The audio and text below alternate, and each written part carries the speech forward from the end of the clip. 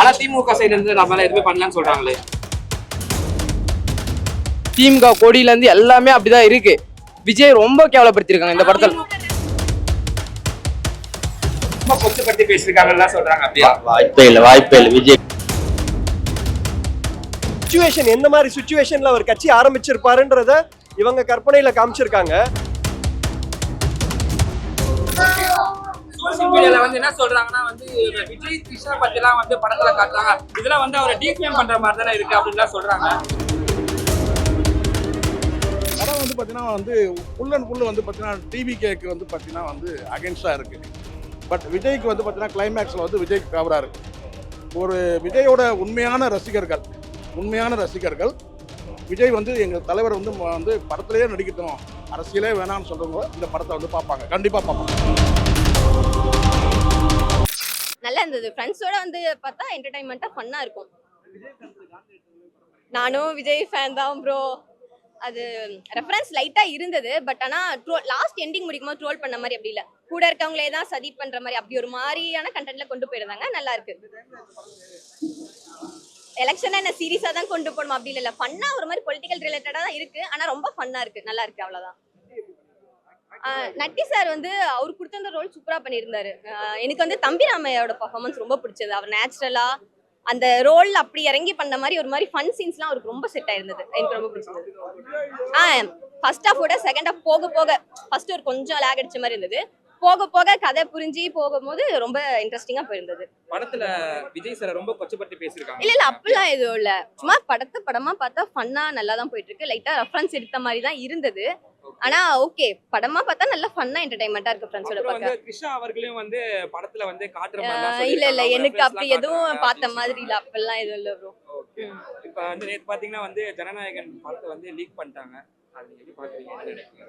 கஷ்டப்பட்டு அவரே லாஸ்ட் படம் எடுத்திருக்காரு, அதை வேற லீக் பண்ணிட்டாங்க. நானும் பார்த்தேன், லீக் பண்ணிட்டாங்க. எல்லா மீம்ஸ்லாம் அதான் போயிட்டு இருந்தது. அவரே கஷ்டப்பட்டு எடுத்து வச்சிருந்தாரு லாஸ்ட் படம். இது லீக் ஆனது கொஞ்சம் கஷ்டமா தான் இருக்கு எனக்கு. TN 2026 பார்க்கலாம், ஃபன்னா இருக்கு. ஃப்ரெண்ட்ஸோட பார்த்தா நல்லா இருக்கும். இந்த படம் மூலமா என்ன சொல்ல விரும்புறாங்க?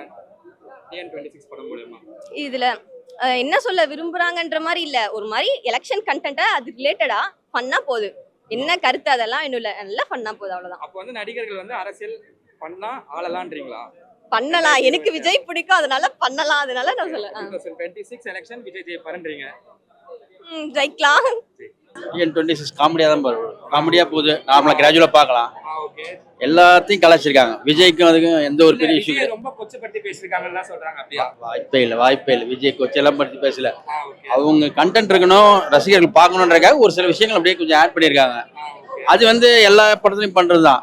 பட் இது வந்து எல்லாருக்குமே இதுதான், ஒரு பிரச்சனையும் கிடையாது. படம் நல்லபடியாக படம் ஃபுல்லாவே விஜய் பத்தா தப்பா பேசியிருக்காங்க. இந்த படம் சத்தியமா வெளியே வரக்கூடாது. இப்ப வந்தது, இப்போ இது வந்து அரசியல் இதுதான் இது, சரிங்களா? இப்போ எலெக்ஷன் டைம்ல இப்போ படம் வந்தது வந்து திமுக சரிதான் இது, சரிங்களா? ஏன்னா ஃபுல்லாவே வந்து திமுக கொடியில இருந்து எல்லாமே அப்படிதான் இருக்கு. விஜய் ரொம்ப கேவலப்படுத்திருக்காங்க இந்த படத்துல. அப்படியெல்லாம் இல்லக்கா, ஃபுல்லா விஜய் பத்தி தாங்க தப்பா பேசியிருக்காங்க. ஆனா திமுக சைடு இருந்து நம்மளால எதுவுமே பண்ணலாம்னு சொல்றாங்களே. அப்படி இல்லைன்னா எப்படின்னா எலெக்ஷன் முன்னாடியே படம் வரும். இதை ஜனநாயகனே வரல, அது அரசியல் படம்ன்றீங்க. ஒரு 2-3 சீன் தான் இருக்கு, அதே வரல. இப்ப ஃபுல்லா விஜய் பச்சி இது பண்ணி எலெக்ஷன் இதுதான், அது எப்படி வரும்? இன்னைக்கு இன்னும் 10 நாள் எலெக்ஷன் இருக்கு. அப்ப எப்படி விஜய் கொச்சப்படுத்துற மாதிரி படம் வரும்?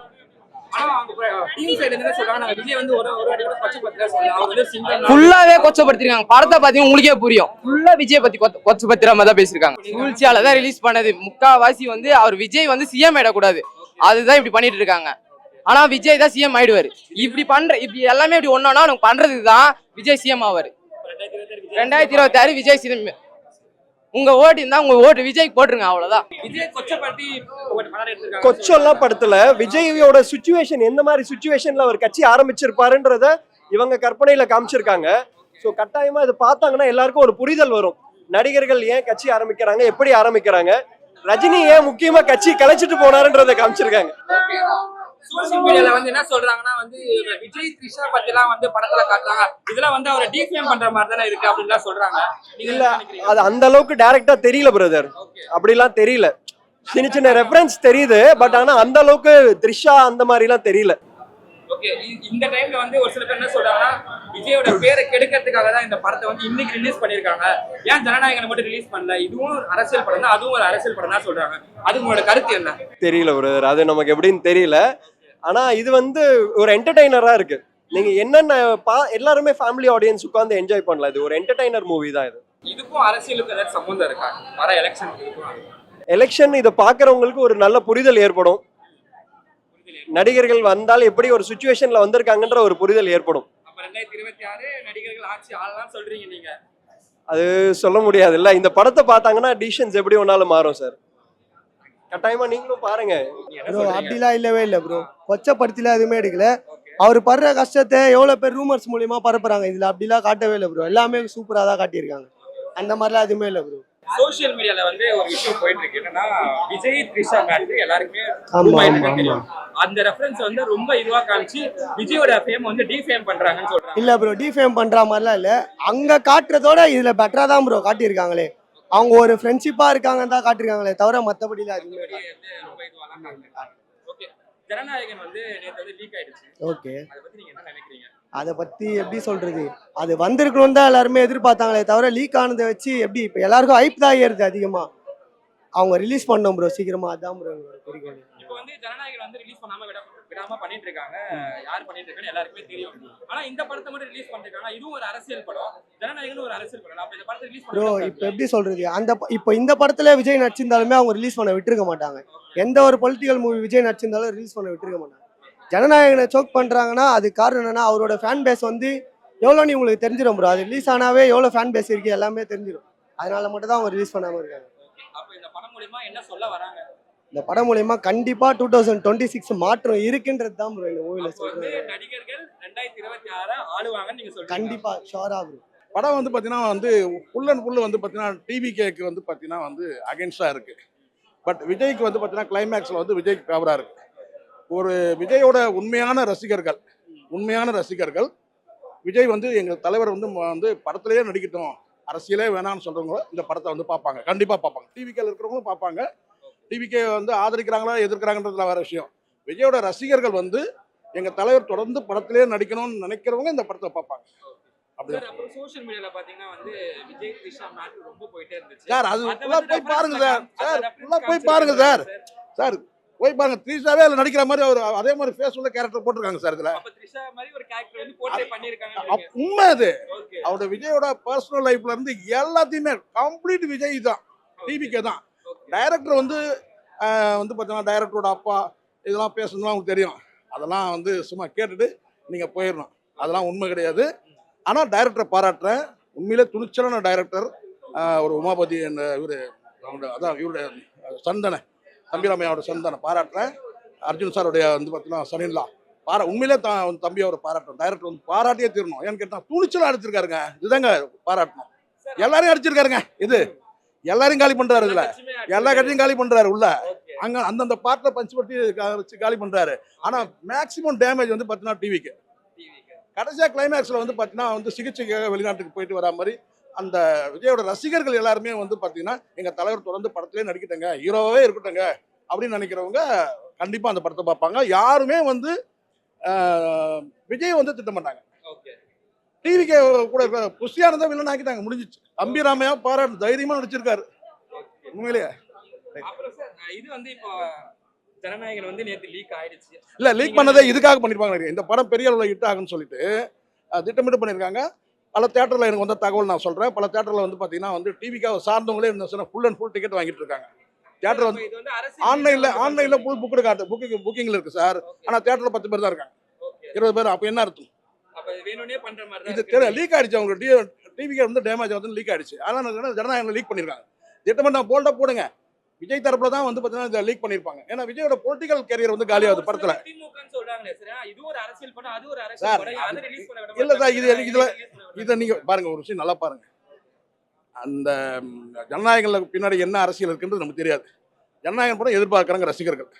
இந்த படத்துல வந்து பாத்தீங்கன்னா படம் ரொம்ப நுணுக்கமா எடுத்திருக்காங்க. ஃபுல் அண்ட் ஃபுல் வந்து டிவிக்கோட அரசியல் வந்து பாத்தீங்கன்னா அம்பலப்படுத்துறாங்க. இந்த சேம் டைம் என்ன கேட்டீங்கன்னாக்கா எங்க தலைவர் வந்து தொடர்ந்து படத்திலேயே நடிச்சிருந்தா நடிக்கணும் அப்படின்னு நினைக்கிறாங்க பாத்தீங்களா. அவங்க அந்த படத்தை பார்ப்பாங்க. ஆனா அது முக்கியம் கிடையாதுல்ல. இப்போ டிவிக்கு பொலிட்டிக்கலா ஜெயிக்கணும்ன்றது தானே முக்கியம். அப்போ என்ன செய்யறான்னு கேட்டீங்கன்னா அந்த படத்தை வந்து யாரும் பார்க்கக்கூடாது, ரசிகர்கள் வந்து பார்த்தீங்கன்னா தெரிஞ்சிருவாங்க, தொண்டராக மாட்டாங்க. இந்த படத்தில் எப்படி இருக்காங்க ரசிகர்கள் தொண்டர்கள். ஆமா, ரசிகர்கள் இப்போ முக்கியம் கிடையாது விஜய்க்கு. விஜய்க்கு வந்து தொண்டர்கள் தான் முக்கியம். ஆனால் தொண்டர்கள்லாம் வந்து விழிப்படைகிற மாதிரி இருக்கு படம். அப்போ படத்தை வந்து பார்த்தீங்கன்னா பிளாக் பண்ண. அதனால தான் ஆன்லைன் எல்லா இடத்துலையும் பல தேட்டரில் வந்து எனக்கு இப்போ வந்து தகவல் ஃபுல்லாக ஆன்லைன் ஃபுல்லாக காட்டும். ஆனால் வந்து தேட்டரில் 10 பேர் தான் இருப்பாங்க. இது திட்டமிட்டு பண்ணியிருக்காங்க.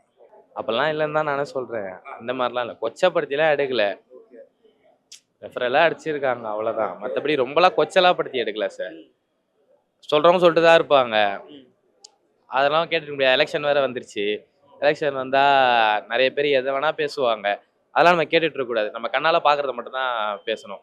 விஜய் த்ரிஷா மேட்டர் வந்து சோஷியல் மீடியால ரொம்ப இதா போச்சு, பூமா போச்சு. அந்த ரெஃபரன்ஸும் இதுல இருக்குன்னு சொல்றாங்க. இருக்கு. அது த்ரிஷான்றது மட்டும் அவங்க பேர்லாம் யூஸ் பண்ணுவாங்க, அதை மட்டும் பண்ணல. இவர் எப்படி காமிச்சிருக்காங்கன்னா நிறைய பெண்களோட இருக்கிற மாதிரியே காமிச்சிருக்காங்க. அது அவங்க தெரியும். விஜய் சார் நிறைய பெண்களோட தான் இருக்காரு அப்படின்னு சொல்ற மாதிரி இருக்குல்ல. அவர் மேல புகாரும் வந்திருக்கு, பழைய புகாரும் இருக்கு, நிறைய பேர் இன்டர்வியூ கொடுத்துருக்காங்க, அதெல்லாம் வச்சு கூட எடுத்திருப்பாங்க. மேபி இருக்கலாம், அது நமக்கு தெரியாது, அவங்களுக்கு தான் தெரியும். ஒரு படமா எடுத்து வச்சிருக்காங்க. இன்னொரு விஷயம், அவங்க வந்து விஜய் சார் தான் இந்த படம்னு அவங்க சொல்லவே இல்லை, ரெஃபரன்ஸா எடுத்து பண்ணியிருக்காங்க அவ்வளவுதான். மற்றபடி விஜய் சாரை கல்லாய்க்கணும் தான் அப்படின்லாம் எடுத்து பண்ணலை யாருமே. எனக்கு இந்த படத்துக்கு சப்போர்ட் பண்ணணும்னு எனக்கு அவசியமே கிடையாது. நானும் ஒரு ஆடியன்ஸ் மாதிரி வந்து பார்த்தேன், நல்லா இருந்துச்சு, அவ்வளவுதான். நல்லா இருந்துச்சு மூவி. ஓகே, பிரதீப் ரங்கநாதனோட ஆக்டிங் எப்படி இருந்துச்சு? நல்லா இருந்துச்சு, எல்லாமே ஓகே. ஓகே, இந்த படம் வந்து ஒரு 100 crore கண்டிப்பா வருமா இந்த படம்?